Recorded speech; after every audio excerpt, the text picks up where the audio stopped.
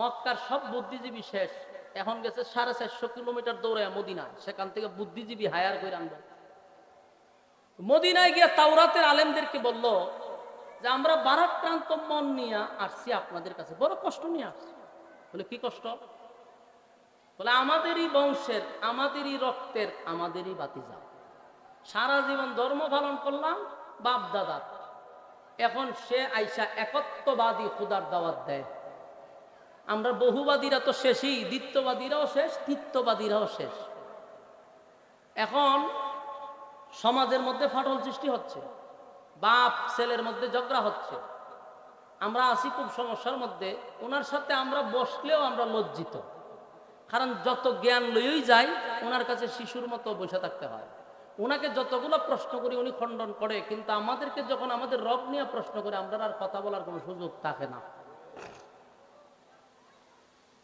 তো তাওরাতের আলেমদের কাছে গেছে তো পণ্ডিত, এরা কথাগুলি বইলা তাওরাত কিতাব দেখতেছে আর বলতেছে যে হ্যাঁ আমরা যার অপেক্ষা করতেছি সে অলরেডি চলেও আসছে, নবুয়ত পাইও ফেলাইছে। আমরা তো এই লোকের অপেক্ষায় আইসা পড়ছে, নবুয়তও পাইছে। তখন বলল যে আমরা বলি তোমরা উত্তর দাও। ওই তাওরাতের আলেমরা বলতেছে ওনার বংশটা কি কুরাইশ বংশ? বলে হ। বাবার নাম কি আব্দুল্লাহ ছিল? বলে হ। দাদার নাম কি আব্দুল মুত্তালিব? বলে হ। মা কে আমেনা ছিল? বলে এটাও ঠিক। দাদাকে আব্দুল মুত্তালিব এখানে কাবার মুতাওয়াল্লি ছিল? বলে এটাও ঠিক। আরো অনেকগুলো প্রশ্ন করছে, একটার পর একটা। মক্কার মানুষের উত্তর দিয়ে হেরা মাথা দাঁত দিয়ে হয় আমরা যা কইবার আছি এর চেয়ে বেশি এরা জানে। আমরা 450 কিলোমিটার দৌড়ে আসলাম, কিন্তু আমরা থেকে বেশি তাওরাতের আলেমরা বেশি জানে। তখন তাওরাতের আলেমরা হলো প্রতি পৃষ্ঠায় পৃষ্ঠায় পৃষ্ঠায় মোহাম্মদের নাম। সুবহানাল্লাহ। তো বলে আমরা তো আসলাম আপনাদের নিবার লেগে। বলে আমরা যাইতাম না, আমরা আপনাদেরকে 3টা প্রশ্ন দিয়ে দিই, এই শুধু ওনাকে 3টা প্রশ্ন করবা, যদি উত্তর দিতে পারে তোমরা সহ সবাই কালেমা পড়ে ঈমান আনবা। এরা কইটা কি তখন বলে হবে? যারা চিন্তা তৈরি গেছেন আইলাম আমরা একটা সমাধান করবো, ওনারে হারাইবার লেগে। আর উনি কয় 3 প্রশ্ন উত্তর দিতে পারলে আমরা কালেমা পড়তাম, হারাইলাম কে এত দূরে। তখন মদিনার পণ্ডিতরা বলল যে এই 3 প্রশ্নের জবাব একমাত্র নবী রাসূল ছাড়া পৃথিবীর কেউ দিতে পারবে না। উনি উত্তর দিলেই বুঝবেন উনি আল্লাহর পাঠানো পয়গম্বর, এতে কোনো সন্দেহ নেই। এরা মনে অনেক কষ্ট লইয়া শেষে গেছে মক্কায়। আবার ওই হায়ার করে যে আনতে গেছিল আর আনছে না। 3 প্রশ্ন লইয়া এরা মদিনায় মক্কায় আসছে। মক্কায় এসে বলে মুহাম্মদ আমরা আসছিলাম একটা বিষয় তোমার সাথে সমাধান করতে। কি বিষয়? বলে আমরা চিন্তা করে দেখলাম তোমার সাথে ঝগড়াঝাটি করে লাভ নাই, তুমি আমাদেরই বংশের, আমাদেরই রক্তের, আমরাও চাই তোমার কালেমা পড়ে ঈমান আনতে। একটা কথা ইয়াদ রাখবেন, দুষ্ট লোকের মিষ্টি কথা। এরা খুব মিষ্টি মিষ্টি করে কথা বলতেছে যে আমরা চাচ্ছি তোমার সাথে অনর্থক দ্বন্দ্বে জড়ানোর কোনো দরকার নেই, তোমার কালেমাটাই পড়তে চাই, তবে শর্ত। তবে কি শর্ত? কালেমা পড়বি তো শর্ত দেশ কা তো দিছে শর্ত। কি শর্ত? যে আমরা এই 3টা প্রশ্নের জবাব দিবা। 3 প্রশ্নের জবাব দিতে পারলে ওই গুহাবাসীর 1 নাম্বার প্রশ্ন আসহাবে কাহাফের ঘটনা, 2 নাম্বার হলো যে রূহ সম্পর্কে, 3 নাম্বার হলো একজন বাদশা যুলকারনাইন, এই বাদশার ব্যাপারে আমাদেরকে তত্ত্ব দিবা, ডিটেলস বর্ণনা করবা, আমরা কালেমা পড়ে ঈমান আনবো। রাসূল চিন্তা করে দেখলো যারা আসছে মক্কার সব বড় বড় মাতা, এরা যদি কালেমা পড়ে তাহলে বাধা দেওয়ার আর কেউ নাই। কথা বুঝতেছেন? রাসূল খুব খুশি, খুব খুশি। বললো ঠিক আছে, আগামী কালকেই আপনাদের 3 প্রশ্নের জবাব দেওয়া হবে। মক্কার মানুষ চলে গেল আগামী কালকের জন্য অপেক্ষায়।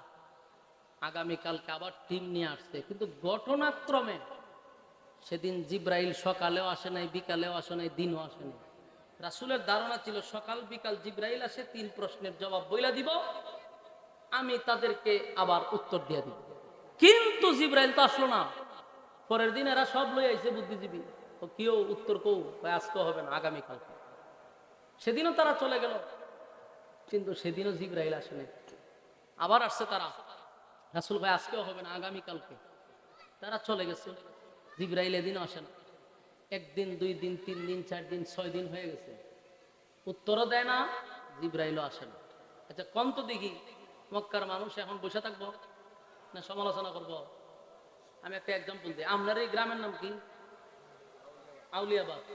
আউলিয়াবাদের কেন্দ্রীয় মসজিদের ইমাম সাহেবের কাছে যদি আপনি গিয়ে, এখন হুজুর আমি একটা মাসলা লইছি, আমার একটু কইয়া দেন, হুজুর আপনারে বললো আগামী কালকে, আমরা মনে মনে ভাবছেন ঠিক আছে হুজুরের মতো আলাদা দরকার আছে, উনি করুক, এরপর আমাদেরকে বলবেন। আগামী কালকে গেছেন ইমাম সাহেবের কাছে, ইমাম সাহেব আজকে হইতো না, ও ব্যস্ত আছি কালকে। এরপরে গেলেন, না আজকে হইতো না কালকে, হইতে করতে আপনার যদি 3 দিন ঘুরায়, আপনি কি করবেন? আপনি দোকানে গিয়ে সেটা হুজুরের বিরুদ্ধে হইতেন না? হ্যাঁ, ওই দোকানও চা খাইবেন আর কইবেন যে আমরা যে মসজিদের ইমাম সাহেব রাখছে হুদ্দা ফাও, বেচারা কোনো ইমাম সাহেবই না, খালি গরম ভাত খাওয়াই আর বেতন দেই, বেটার কোনো এলেম খালামও নাই। 1 মাস লিয়ে গেছেন, আজকে 6 দিন ধরে ঘুরাইতেছে, এবার মসজিদে বাইর করে না কেন? এরকম সমালোচনা সারা গ্রামে আপনি করবেন। ঠিক মক্কার মানুষ নবীর বিরুদ্ধে একইভাবে গ্রামে গঞ্জে শহরে বন্দরে সব জায়গায় নবীর বিরুদ্ধে অপপ্রচার শুরু করছে। হয় মোহাম্মদ আমাদেরকে ধোঁকা দিচ্ছে, আগেই বলছিলাম, কিন্তু সে আমাদেরকে বাপদাদার ধর্মের মধ্যে চুনকালি দিয়া নতুন ধর্ম গ্রহণ করাচ্ছে। দেখছো 3 প্রশ্নের জবাব দিতে পারে না, সে রাসূল হতে পারে না। নাউজুবিল্লাহ। ডাল মন্দ শুরু হয়েছে, 1 দিন নয়, 2 দিন নয়, 10 দিন, 12 দিন, 15 দিন। ধরে লেন না, ধরে বান্ধা লেন পাওয়া তো তো না, এটা কত দেখছেন নি? আপনারা কিতা করেন? তৈরি এনে বয় তো রাখেন, এরে দিয়ে ওয়াজ করাম আধা ঘন্টা, কথা কয়েন আল্লাহর রাস্তে, মনোযোগ দিয়ে শুনেন। আপনারা যদি ভূমিকাটা মনোযোগ দিয়ে না শুনেন, সামনের আলোচনাটা আপনারা বুঝতে কঠিন হবে। আপনারা স্বার্থেই কথা কইলে আমার কোনো অসুবিধা আছে, আমি আমার ওয়াজ করে যেতাম, কিন্তু আমার কথা ওয়াজটা তো বুঝতেইব, এই জন্যই ডি করি। নাহলে হ্যাঁ কথা কয়, আমার সমস্যা কি?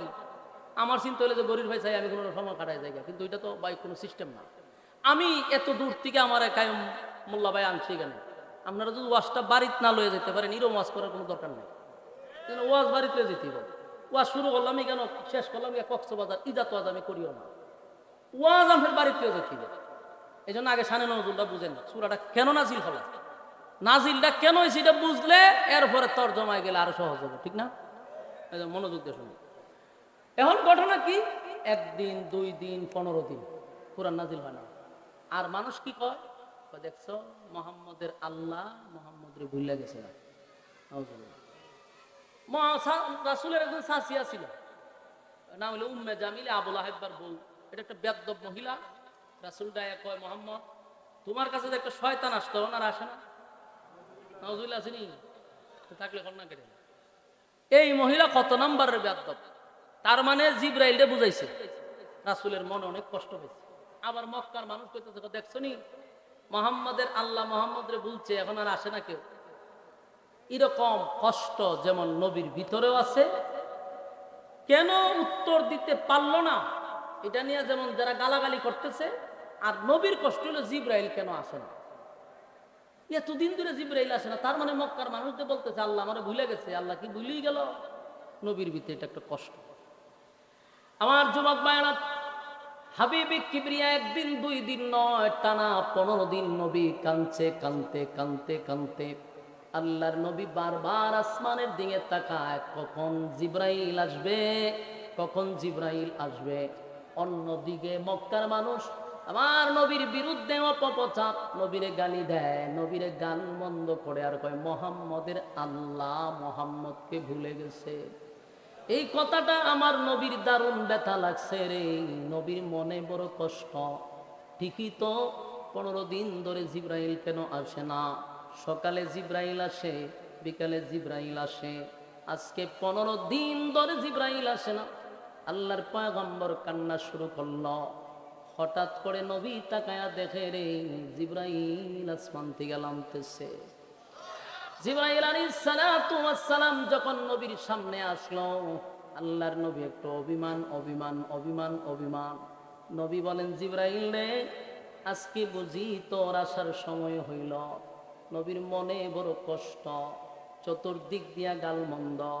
আবার নবীকে মানুষ এমন ভাবে গালি দেয়, নবী কোনো নবী রাসূল না, মিথ্যা অপবাদ দিচ্ছে। নাউজুবিল্লাহ। আল্লাহর নবী জিবরাইলের দিকে তাকায় কয়, জিবরাইল রে, আজকে বুঝি তোর আসতে মন চাইল।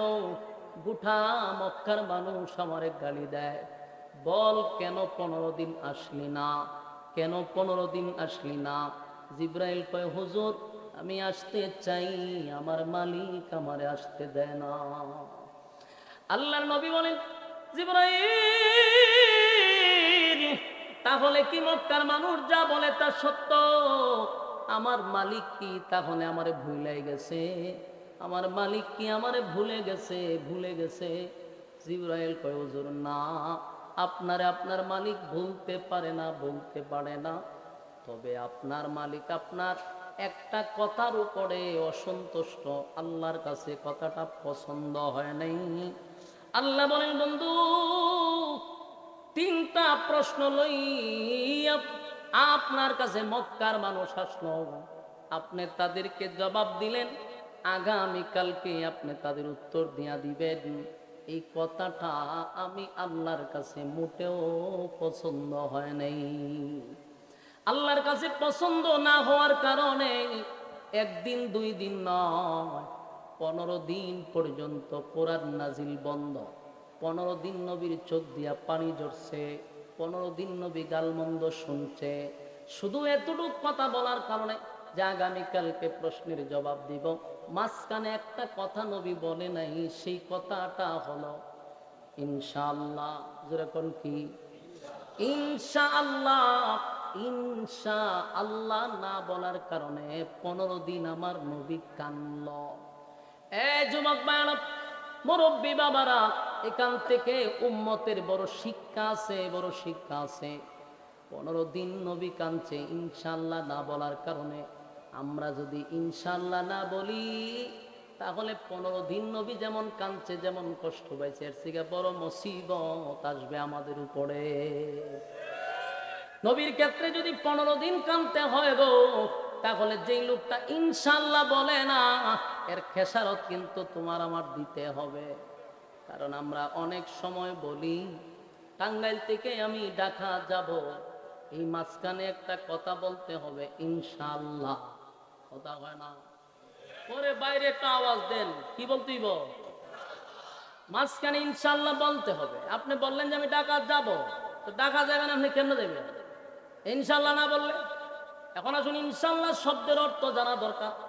ইনশাআল্লাহ শব্দের অর্থ হলো আল্লাহ যদি চায়। বলুন ইনশাআল্লাহ শব্দের অর্থ কি? আল্লাহ যদি চায়। তা আপনি ঢাকা যাইবেন, আল্লাহ যদি না চায় আপনি কেন যাবেন? আপনি বলছেন ঢাকা যাবেন, কিন্তু মাঝ রাস্তায় আপনি গাড়ির চাক্কার তলে পড়ে গেলেন, আল্লাহ চায় নাই, যেতে পারেন নাই, কিন্তু আপনি কইছেন আপনি ঢাকা যাবেন, আল্লাহ হয়ে চাক্কার তলে ভালাই দিলাম, কেন যাবি?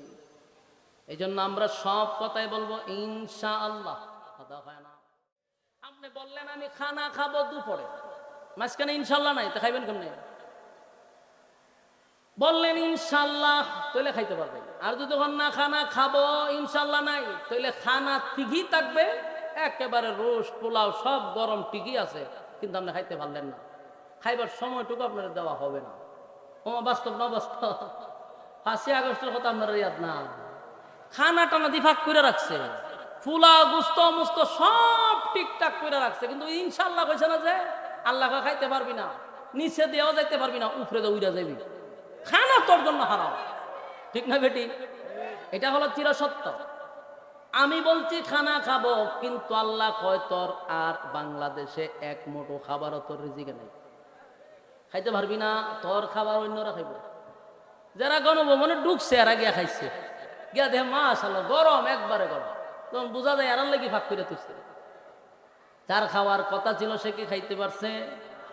যার খাওয়ার কথা ছিল সেও খেতে পারলো না। অথচ কত স্বপ্ন, কত পোলাও, কত রোজ, কত মেহমানের জন্য খাবার পাক করার রেডি ছিল, কিন্তু আল্লাহ যদি খাইতে না দেয় রে, সব তোমার সামনে থাকলেও খাইতে পারবা না। এটাই হলো চির বাস্তব, ঠিক নেই? খার খাবার খেয়ে খাইল, হ্যাঁ, খার খাওয়ান খেয়ে খাইল। আচ্ছা, জীবনে কি কেউ ভাবছে প্রধানমন্ত্রীর খাবার সাধারণ জনগণে খাইব? এটা কোনোদিন ভাবা যায়? আল্লাহ যদি চায় প্রধানমন্ত্রীর খাবার সাধারণ কৃষকেও খাইতে পারে। যেটা অসম্ভব, এটা সম্ভব করে কে? এইটা নিয়ে আপনি একটু ভাইবেন। জীবনে কোনোদিন কল্পনাও করা যায় না যে ডক্টর ইনুসের খাবার মনে করেন সাজায়া রাখছে, আমি বক্তায় গিয়া খামো, এটা কল্পনা করেন যায়। কিন্তু আল্লাহ যদি চায় তাহলে এরকমটা কইরা দেখাইতে পারে, দেখায় না। শেখ হাসিনার খাবার আপনি খাইবেন, এটা কি আপনি ঘুমায় কল্পনা করছেন কোনোদিন? স্বপ্নে দেখলো তো আপনার 3 বার আস্তা করলে ভর্তি হইব, বুকে ফু দিতে হইব, এরপর আয়তের কুরসি ভর্তি হইব, আরো 5 জন মৌলবীটা কেনানো শরীরে ফু দিতে হইব। যে আপনি কেড়ে মনে মনে ভাবছেন, এটা আপনার অপরাধ। তাবিজ গলা ঝুলাই দেওয়ার দরকার আপনার, যে কেন আপনি ভাবলেন। কিন্তু অসম্ভবটাকে আল্লাহ সম্ভব করে দেখাইছে। যার জন্য খাবার রেডি, হেরে আল্লাহ গারো দৌড়ে উপরে দৌড়াই দিছে, আর নিচে দিয়া এক কৃষকরা খানা খায়, গোলা মানে খায়। সুবহানাল্লাহ। এটা হলো ইনশাআল্লাহর গুণ। এটা কি ইনশাআল্লাহ খানা খাবো যদি কইতো, তাহলে আল্লাহ এক মডেলের খাওয়াই আর উপরে তো লইল কথা হয় না দি। কিন্তু ইনশাআল্লাহ বলে নাই। আপনারাও সব কাজে আজকের পর থেকে কি বলবেন? ওই যে ইনশাআল্লাহ যে কইতো না, এরা আওয়াজই বোঝা যায়। এরা আল্লাহ কোন পদার্থ দিয়া বানাইছে আল্লাহ মাবুদ ভালো জানে। এই মিয়া ইনশাআল্লাহ কইবেন নি? তা আপনারা যে কইতেছেন এটা তো বোঝা যায় যে আপনারা ঈদের পক্ষে না, আওয়াজ কম। বলুন সব কাজে কি কইবেন? হ্যাঁ ইনশাআল্লাহ কইতেইব। আমি যে আজকে ওয়াজ করলাম, আপনারা যদি একজন ওইটা মনোযোগ দিয়ে আমল করেন আর করেন, তাহলে আমার এটাই যথেষ্ট। আপনারা বলবেন সব, আমি ভাবো ঠিক না। ইনশাআল্লাহ বলতে হবে সব কাজে।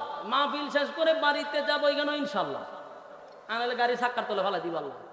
হ্যাঁ বলবেন ইনশাআল্লাহ সব কাজে। কি ইনশাআল্লাহ বলতে হবে, ইনশাআল্লাহ বলতে হবে, সব কাজের শুরুতেই হবে ইনশাআল্লাহ। তার মানে হলো আল্লাহ যদি চায়, আল্লাহ যদি চায়, আল্লাহ যদি চায়। ঠিক নেই আমার যুবক বায়না? আল্লাহর হাবিব জিবরাইল কয়, হুজুর আমার মালিক এই কথাটা পছন্দ করে নাই গো, পছন্দ করে নাই। আপনি যদি বলতেন ইনশাআল্লাহ আগামীকালকে উত্তর দিয়া দিব, তাহলে 15 দিন জিবরাইলকে আটকানো হতো না।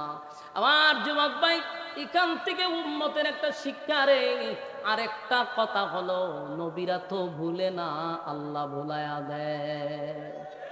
এটা হলো আমাদের আকীদা। এটা কি সমস্ত নবীরা মাসুম, মাসুম, তাদের কোনো গুনাহ নাই। আবার নবীরা ইচ্ছাকৃত ভুল করে না, আল্লাহ তাদেরকে দিয়া ভুল করায়। ভুল না করাইলে উম্মত শিখবো কোথার থেকে? এই জন্য নবীদেরকে ভুলাইয়া দেয় উম্মতকে শিখানোর জন্য।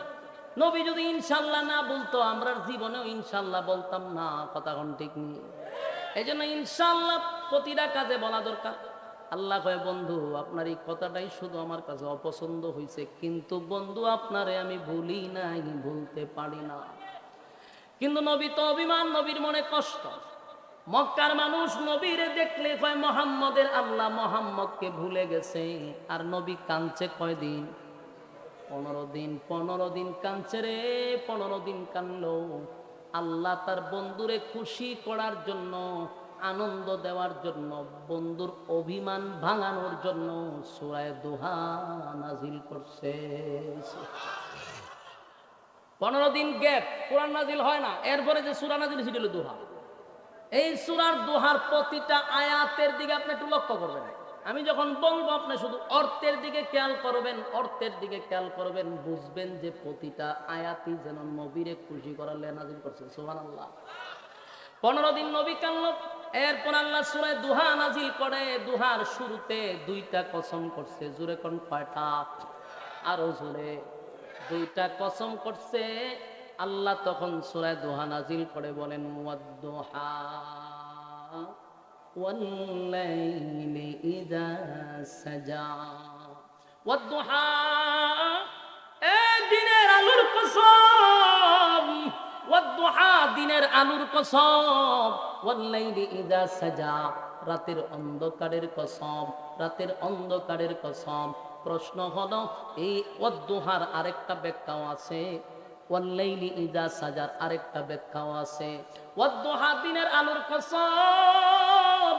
ওয়াদ-দুহার আরেকটা অর্থ হলো, নবী আপনার সুন্দর উজ্জ্বল চেহারার কসম। সুবহানাল্লাহ। যিনি বন্ধু তার কসম, বন্ধু তার চেহারার কসম করছে, বন্ধু তার চেহারার কসম করছে। ওয়াদ-দুহা, আপনার সুন্দর উজ্জ্বল চেহারার কসম, উজ্জ্বল চেহারার কসম। ওয়াল-লাইলি ইযা সাজা, আপনার কালো চুলের কসম, আপনার কালো চুলের কসম, বন্ধুর চেহারার কসম করছে রে, বন্ধুর চুলের কসম করছে। আল্লাহ তার বন্ধুরে খুশি করার জন্য চেহারার কসমটা করলো। আল্লাহ তার বন্ধুরে খুশি করার জন্য বন্ধুর সুন্দর সুন্দর চুলের কসম করছে। বন্ধু আপনার চুলের কসম, দুইটা কসম করে আল্লাহ বলেন মা ওয়াদ্দাআকা রাব্বুকা ওয়া মা ক্বালা। সুবহানাল্লাহ। দুইটা কসম করে বলেন মা ওয়াদ্দাআকা রাব্বুকা ওয়া মা ক্বালা। বন্ধু আপনার রব আপনারে ভুলে নাই, ভুলে নাই, ভুলে নাই। এই যে ভুলে নাই কথাটা বলছে দুইটা কসম কেড়ে, বন্ধুরে দুইটা কসম কেড়ে বলছে বন্ধু কসম আপনার চেহারার, বন্ধু কসম আপনার চুলের, আমি আপনারে ভুলি নাই। মা ওয়াদ্দাআকা রাব্বুকা ওয়া মা ক্বালা, আপনারে ভুলি নাই, আপনার সুন্দর চেহারার কসম করে বলছি বন্ধু, যেই অপবাদ আপনারে মক্কার মানুষ দিছে না বন্ধু, আপনারে ভুলি নাই, ভুলি নাই, ভুলতে পারি না। আপনার রব আপনার প্রতি অসন্তুষ্ট হয় নাই। সুবহানাল্লাহ।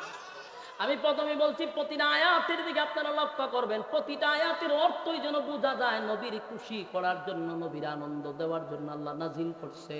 15 দিন আমার নবী কান্দ রে, আমার আল্লাহ সূরা দোহা নাজিল করিয়া বন্ধুরে এত খুশি করলেন। দুইটা কসম করে বলে আপনাকে ভুলি নাই, ভুলতে পারি না, আপনার রব আপনার প্রতি অসন্তুষ্ট হয় নাই। এরপর আল্লাহ বলেন ওয়ালাল আখিরাতু খায়রুল লাকা মিনাল উলা। আল্লাহ বলেন ওয়ালাল আখিরাতু খায়রুল লাকা মিনাল উলা। বন্ধু আপনাকে দুনিয়ায় যা দিছি দুনিয়া কিছুই না, আপনার জন্য পরকালে আমি এর থেকে হাজার হাজার গুণ বেশি বরাদ্দ রাখছি। আমার যুবক ভাইরা, আল্লাহ তার বন্ধুরে আরো খুশি করলেন। ওয়ালাল আখিরাতু খায়রুল লাকা মিনাল উলা ওয়ালা সাওফা ইউতিকা রাব্বুকা ফাতারদা।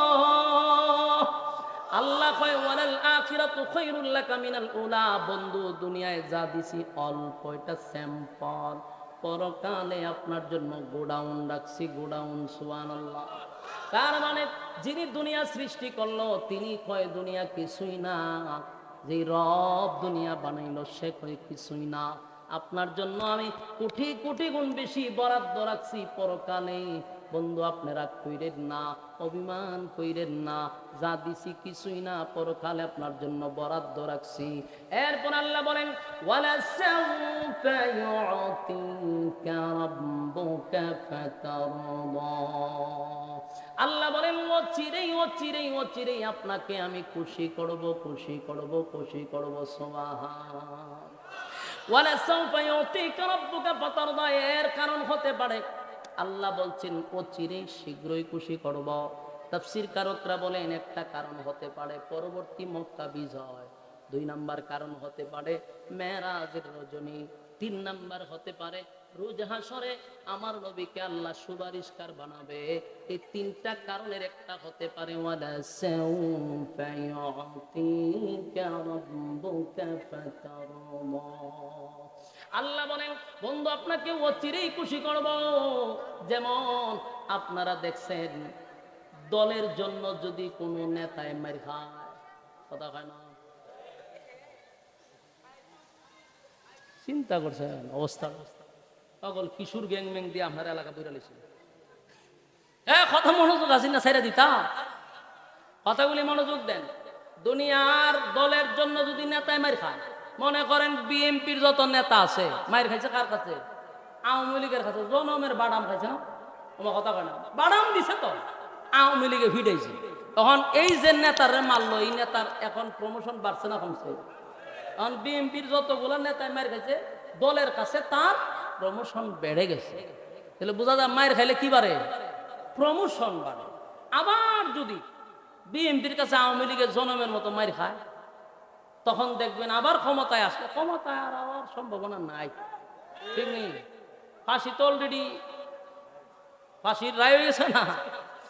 এখন আমরা এটা বেশি একটা খুশি না, কেরে খুশি না আমি মিষ্টি মিষ্টি আমিও খাওয়াইলাম বলে, কিন্তু খুশি না কেরে জানেন? বাংলাদেশে তা কত রায় বইয়ে রয়েছে, কার্যকর হয় না।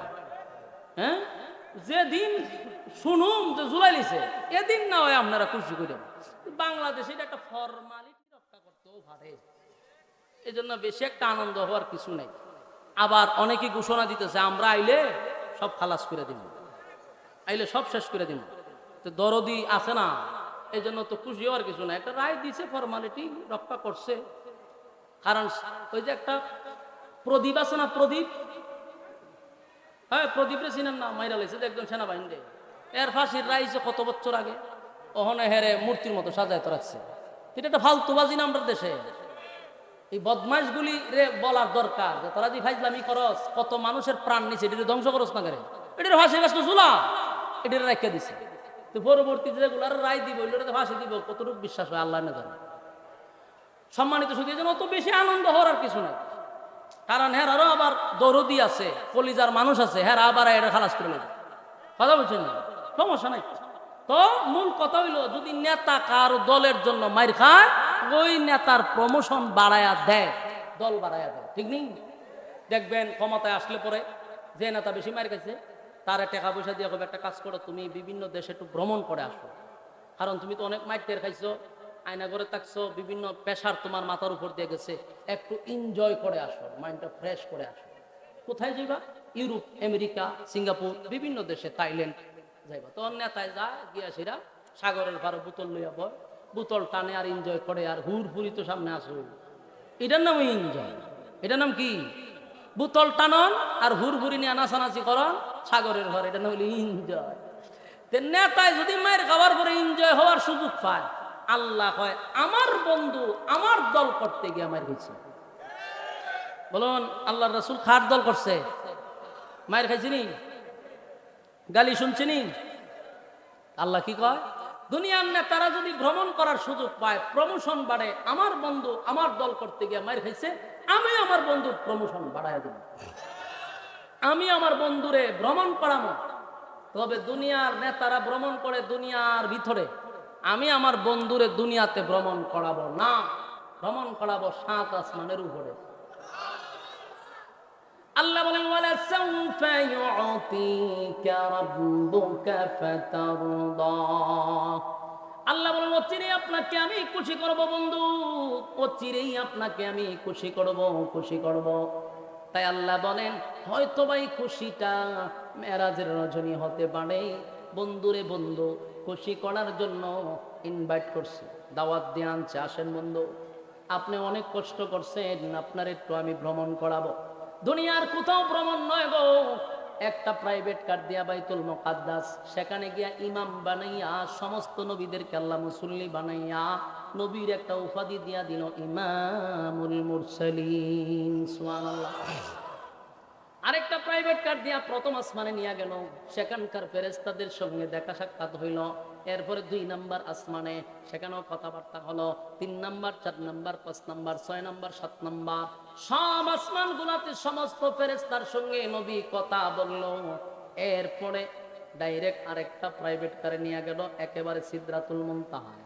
সেখানে যাওয়ার পরে জিব্রাইল কো হুজুর এখন যে গাড়ি আসবে সেই গাড়িতে ওঠার টিকিট আমারে দিছে না। সুবহানাল্লাহ। একটা টিকিট আছে শুধু আপনার, আমার টিকিট নাই, সুতরাং আপনি এখন চলে যান। পয়গম্বরকে সিদরাতুল মুনতাহা থেকে আরশে আজিম পর্যন্ত নিয়ে গেছে, সুবহানাল্লাহ।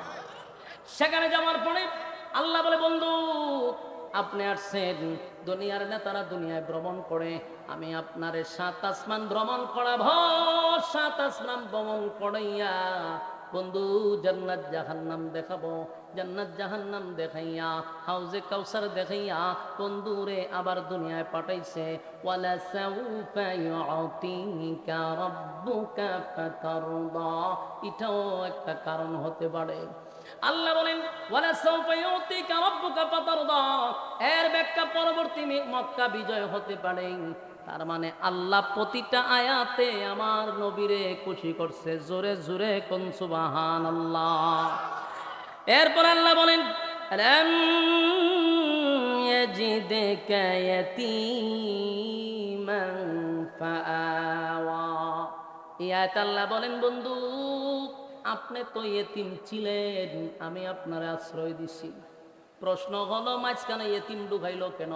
এই আয়াতটা কেন আল্লাহ ঢুকায়া দিল?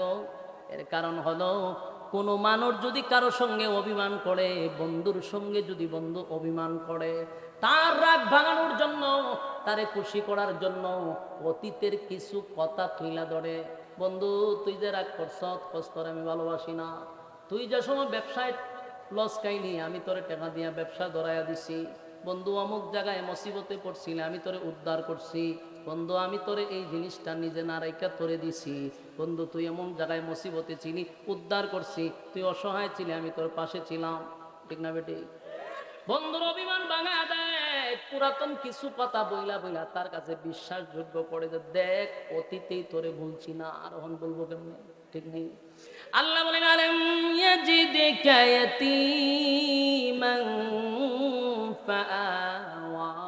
বন্ধু, আপনি ইয়েতিম ছিলেন, আমি আপনাকে আশ্রয় দিছি। সুবহানাল্লাহ। আপনি ইয়েতিম ছিলেন, তখন আপনাকে ভুলি নাই, আপনাকে আশ্রয় দিলাম। এরপর আল্লাহ বলেন, ওয়াজাদাকা ফাহাদা। আপনি পথহারা অবস্থায় ছিলেন, আমি আল্লাহ আপনার পথ দেখাইয়া দিছি। সুবহানাল্লাহ। এই কথার ব্যাখ্যা হলো, যেই মানুষটা এতিম হয়, যার মা নাই, বাবা নাই, দাদা নাই, দাদি নাই, নানা নাই, নানি নাই, আত্মীয় স্বজন নাই, এই ছেলেটা সমাজে প্রতিষ্ঠিত হতে পারে না। এই ছেলেটার গার্জিয়ান না থাকার কারণে পড়ালেখা করতে পারে না। এই ছেলেটা সমাজে প্রতিষ্ঠিত হয় না। এই ছেলেটা হয় অনাথ, অথবা হয় টুকায়, না হয় হিরঞ্চি। ঠিক নেই? কারণ গার্জিয়ান না থাকার কারণে। আল্লাহ ভাই, আপনি এতিম ছিলেন, আমি আপনাকে আশ্রয় দিছি। আর ওয়াজাদাকা দাল্লান ফাহাদা, আপনি পথহারা অবস্থায় ছিলেন, আমি আল্লাহ আপনাকে পথ দেখায়া দিছি, পথভ্রষ্ট হইতে দেই নাই। সুবহান। এরপর আল্লাহ বলেন, ওয়াজাদাকা আইলান ফাআগনা। আপনি গরিব ছিলেন, আমি আপনাকে ধনী বানায়া দিছি। বলুন, আল্লাহর নবী কি ছিল? ওরে বাবারে, কথা কোন, কি ছিল? আল্লাহ কি বানাইছে? ধনী বানাইছে, ধনী বানাইছে, ধনী বানাইছে। আফসুস রে আফসুস, কপাল পোড়া আমরা। নবী যে ধনী ছিল, এই কথাটা কোনো মৌলবী বলে না। নবী যে ডেভেলপ ছিল, এটা কোনো মৌলবী বলে না। সারা জীবন কানো দুইরা কয়, নবীর পেটো পাত্তর, নবী গরিব। এই গরিবের ওয়াজ শুনছেন, ধনীর ওয়াজ কোনদিন শুনছেন? আজকে অধিকাংশ নবীর উম্মত জানে না যে নবী এক সময় দেশের রাষ্ট্রনায়ক ছিল। জানেই না নবী দেশ পরিচালনা করছে, অনেক উম্মত এটা জানেই না। খালি জানে নবীর ভেড়া পাত্তর আছি, নবীর শরীর তালিযুক্ত জামা আছি, নবী গরিব। এইভাবে ওয়াজ করছে, আর নাস্তিকরা এই ওয়াজ মুখস্থ করাই দিছে। আর নাস্তিকরা এই ওয়াজ এমন মুখস্থ করছে, এখন কোন আলেম যদি রাজনীতি করতে যায়, ওই নাস্তিকরা কয়, হুজুর থাকবেন মসজিদ, হুজুর থাকবেন মাদ্রাসা, বাপ মরলে জানাজা তাইবেন, 40 ফরানিতে আপনারা দাওয়াত দিব, 20 টাকার একটা নোট দিব, এতটুকু পর্যন্ত আপনি থাকবেন। হুজুর আপনি রাজনীতি আইছেন কেন? এই যে রাজনীতি আসছেন কেন, এই দোষটা যে এরা দেয়, এটা এরারও দোষ না, এটা আমরার মতো মৌলবীরার দোষ। কারণ ওয়াজ করতে গিয়ান গরিব কইয়া কইয়া ভেড়ো ভাত্তর দিয়া হুজুর রে, নবীরে ভেড়োর ভাত্তর ঢুকাইয়া দেয়, গরিব কইয়া ওয়াজ শেষ করে হেউই হইল নবীর ভেড়ো ভাত্তর, হেউই গিয়ে আবার মুরগের রানো টান দেয়। বাস্তব না বাস্তব? তুই না নবীর ওয়াজ করলে, নবীর ভেড়ো ভাত্তর থেকে মুরগের রানো টান দিলি কেমনে? তুই খাওয়ান বাদ দিয়া দে, বলে আমার নবী খাইছে না, খাইতাম না। বন্ডামি, পিঠের সামরা তুলে লেবার দরকার ছিল। ওয়াজ অর্ধেক করস না করে। নবী গরিব ছিল, কথা সত্য। নবী দেশের রাষ্ট্রনায়ক ছিল, দেশ পরিচালনা করছে, সেই কথা বলো না কেন? শুধু নবী দেশ চালনা করে নাই, নবী দেশ পরিচালনা করছে, আবু বকর দেশ পরিচালনা করছে, উমর দেশ পরিচালনা করছে, উসমান দেশ পরিচালনা করছে, আলী দেশ পরিচালনা করছে, আলীর সন্তান দেশ পরিচালনা করছে। আমরা রাজনীতি পাইছি কই? এরা আমরা জিগামু, তোরা রাজনীতি পাইছি কই? আমরা রাজনীতি কোথা থেকে পাইছি যদি জিজ্ঞাসা করো, আমাদের বলার মতো এভিডেন্স আছে, বলতে পারবো রাজনীতি কোথা থেকে শুরু করছি, কোথায় গিয়ে শেষ করব, আমাদের শুরু আছে, আমাদের শেষ আছে। কিন্তু আমরা যদি তোরা কই কোথা থেকে রাজনীতি পাইছ, কসম খোদার বলতে পারবি না। থেকে তোরা রাজনীতি পাইছ? তোদের রাজনীতি হইল আবু জাহেলের কাছ থেকে, তোদের রাজনীতি হলো নমরুদের কাছ থেকে, তোদের রাজনীতি হলো ওই ফেরাউনের কাছ থেকে। সুতরাং আমরা হুজুর আরে কইও না যে আমরা রাজনীতি কই পাইছি। আমরা স্বয়ং কোরআনের রাজনীতি আছে, নবীর কাছ থেকে প্র্যাকটিক্যালে রাজনীতি আমরা শিখছি। তা আমরা রাজনীতি পাইছি কই? এই দুষ্ট ভাই এরা না, এরা তো বলে কারণ আমরা তো শূন্য বলে, এরা দোষ নাই। দোষ হলে আমরা মতো হুজুররা সারা জীবন নবীর ভেড়ো ভাত্তর দিয়া বইরত রাখছি আমরা, নাউজুবিল্লাহ। আল্লাহ রাসূল গরিব ছিল এটা সত্য, কিন্তু আল্লাহ কয় ওয়া জাদাকা আইলাম ফাগনা, আপনাকে আমি ধনীও বানাইছি। ইসলামটারে এত নিচে লামান কেন? গরিব গরিব কই এত নিচে কেন লামান? দেশ পরিচালনা করছে রাসূল, এই কথাটা বললে কি ইসলামের সম্মান বাড়ে না কমে? আলেমদের ইজ্জত বাড়ে না কমে? এই ওয়াজ করে না কেন? এই ওয়াজ করে না। নবী যে দেশ পরিচালনা করছে, এই ওয়াজ না করার কারণে এটার প্রভাব যে নাস্তিক পাড়ায় কি পরিমাণ পড়ছে কল্পনাও করতে পারবেন না। আজকে ডাইরেক্ট আমাদেরকে বলে হুজুর রাজনীতি করবেন কেন? এই কথাটা একমাত্র বলার উদ্দেশ্য হলো এই কথাটার প্রভাব পড়ছে বেশি যে নবী গরিব ছিল। কথা বুঝতেছেন? যদি সবচেয়ে বেশি ওয়াজ চলতো যে নবী দেশের রাষ্ট্রনায়ক ছিল, তাহলে এরাও আমাদের কি প্রশ্ন করতে পারতো না। আল্লাহ বলেন ওয়াজাদাকা আইলান ফাআগনা, আপনি গরিব ছিলেন, আপনাকে ধনী বানাইছি, ধনী বানাইছি। খাদিজার কোটি কোটি টাকার সম্পদ ছিল রে। আল্লাহর নবীর কাছে বিবাহ বসার পরে সব সম্পদ নবীর কদমে ঢেলে দিছে, সব সম্পদ ইসলামের জন্য ব্যয় করছে। সুবহান। আমার যুবক ভাইরা, এই সূরা দুহা থেকে আপনারা কি পাইলেন? আল্লাহ এই সূরা নাজিল করে একের পর এক নবীরে খুশি করলেন। ফাআম্মাল ইয়াতীমা ফালা তাকহার, আপনি ইয়েতিম ছিলেন, তাই ইয়েতিমদের প্রতি আপনি কঠোর হইয়েন না।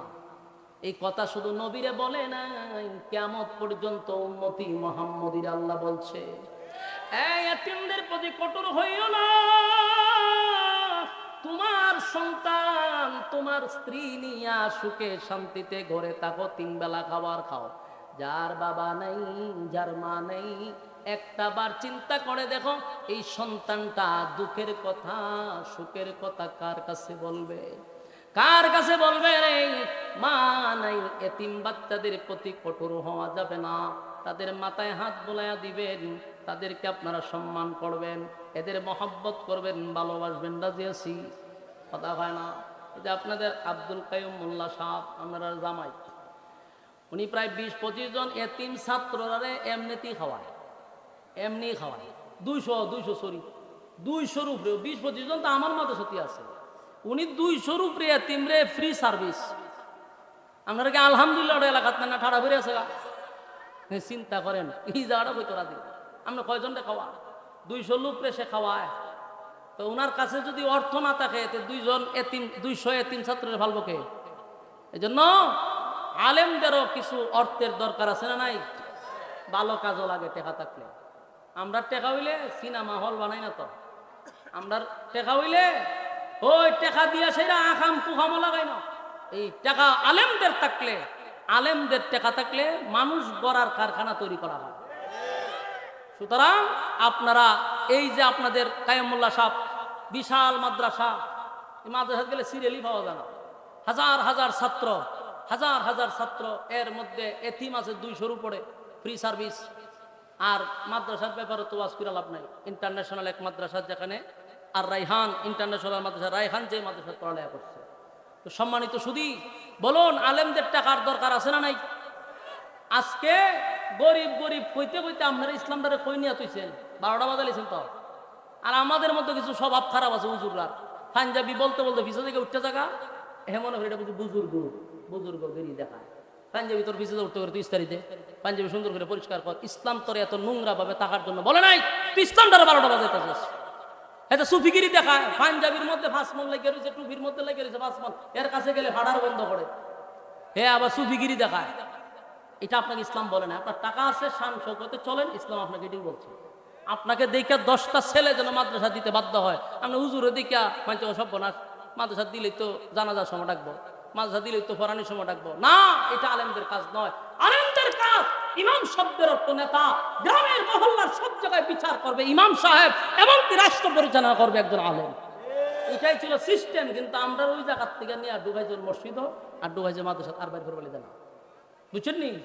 এই জন্য আপনার সন্তানগুলিকে মাদ্রাসায় পড়াবেন। মাদ্রাসায় পড়লে ঠকছে, খায়মুল্লাহ সাহেব ঠকছে নি?